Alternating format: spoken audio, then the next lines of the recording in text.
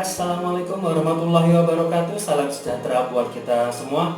Berjumpa lagi di channel kita untuk belajar bahasa Inggris.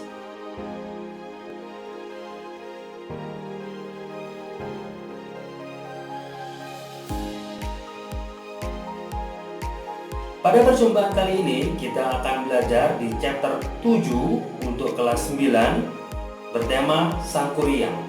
Apa dan bagaimana pelajarannya? Ikuti terus video ini.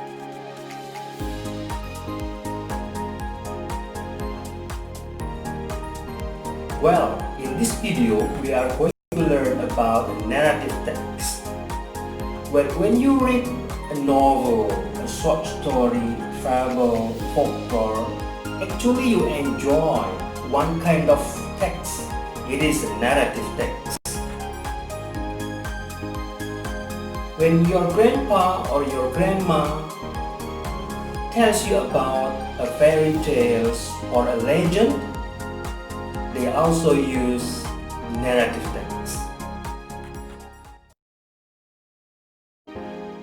You know, the social function of the narrative text is to amuse or to entertain the reader or even the listener and to learn a moral value through story reading or storytelling.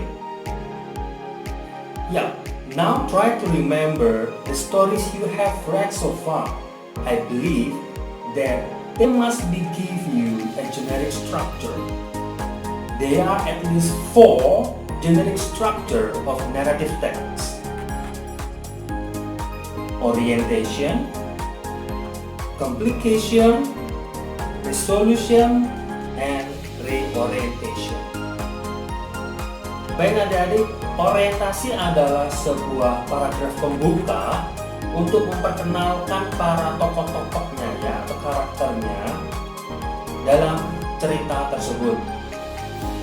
Kemudian komplikasi adalah sebuah paragraf yang menceritakan di mana masalah-masalah itu muncul kemudian berkembang. Selanjutnya bagian resolusi adalah sebuah paragraf atau beberapa paragraf di mana masalah-masalah tersebut dipecahkan. Lalu reorientasi adalah sebuah optional, boleh ada, boleh tidak. Di sana terdapat pembelajaran untuk para pembacanya yang mana cerita ini berikan dari awal hingga akhir.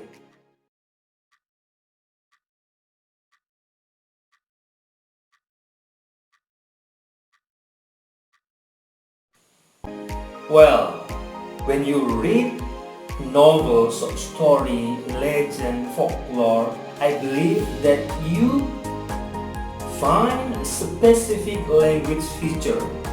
Can you name it? Number 1, that's right. The sentences are in simple past tense, except on the dialogue. So we find the verb in the past tense verb, or we can call it a verb too, such as grow become grew, call become called, sing become sang. They are all action verb. Action verb help the writer to plan the plot of the story. Next is adverb of time. Once upon a time, last year, one day is the example of adverb of time that is used in narrative text. Next, noun phrases, atau dalam bahasa Indonesia kita sebut dengan frase kata benda. Gunanya ini untuk menjelaskan sesuatu agar orang dapat membayangkan. Contohnya, charming prince, cruel landlady. Berikutnya adalah nomor 4, yaitu time conjunction. Contohnya, when, and then, suddenly, dan sebagainya. Berikutnya, terakhir, salah satunya adalah direct speech, ya, agar ceritanya hidup biasa menggunakan kalimat langsung dengan menggunakan simple present tense. Tapi ingat, dalam tanda kutip buka dan tanda kutip tutup. Sampai sini ada pertanyaan? Yuk kita lanjut.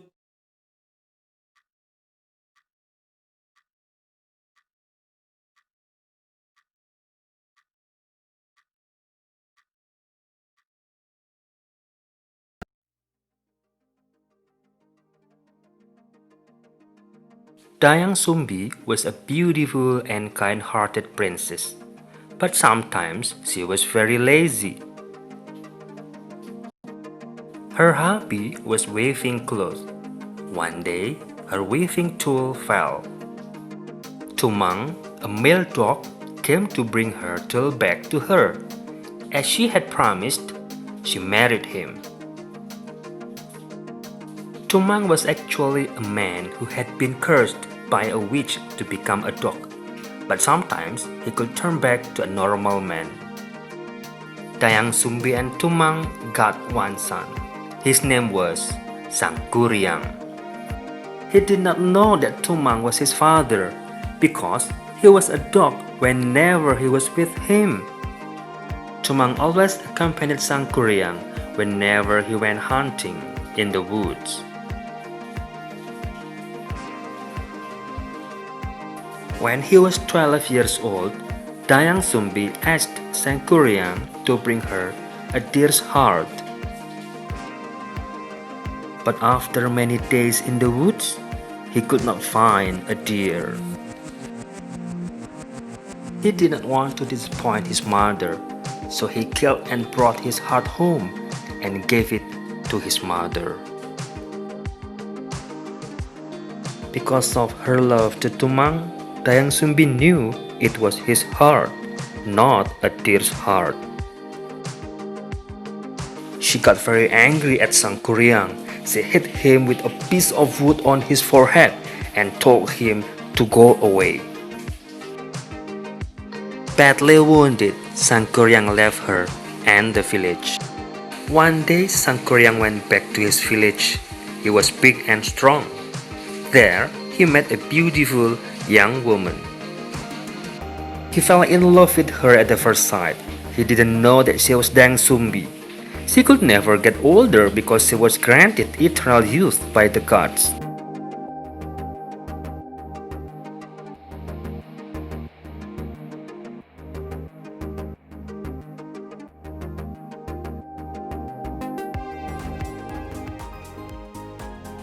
Baiklah anak-anak, di cerita tadi untuk tugas yang halaman 135 itu merupakan bagian pertama, yaitu berupa bagian orientasi. Di sana tokoh dan penokohannya diperkenalkan kepada para pembaca. Kemudian kita juga udah punya tugas di halaman 136 ya dan 137 itu merupakan komplikasi, yaitu masalah-masalah muncul satu persatu. Di sana masalah yang pertama adalah terbunuhnya si Tumang ya, yang mana bapaknya sendiri. Kemudian si Sangkuriang dikeluarkan dari rumahnya. Kemudian juga ada masalah selanjutnya adalah ketika Sangkuriang fell in love with his own mommy. Kemudian kurang dua lagi bagian, Anda bisa lihat di bukumu di halaman selanjutnya ya, halaman 138. Di sana ada komplikasi selanjutnya untuk mencapai ke klimaks cerita, kemudian ditutup dengan resolusinya. Baik, cerita ini akan segera berakhir pada solusi. Solusinya nanti si Dayang Sumbi meminta masyarakat untuk membakar woods, kayu-kayuan di ufuk timur, kemudian akan mengira sudah pagi dan kecewalah si Sangkuriang. Untuk itu kemudian terjadilah sebuah legenda di mana perahu yang ditendang juga terbalik menjadi Gunung Tangkuban Perahu. Begitu ya adik-adik ya, ingat ada 4 strukturnya yang kalian harus pahami untuk membuat karya teks naratifmu sendiri. Bagaimana? Sampai sini saya harap kalian sudah bisa memahami sedikit demi sedikit perkenalan pertama dengan teks naratif dalam bahasa Inggris. Semoga bermanfaat. Sampai jumpa pada video berikutnya. Assalamualaikum warahmatullahi wabarakatuh. Salam sejahtera buat kita semua. Tetap semangat.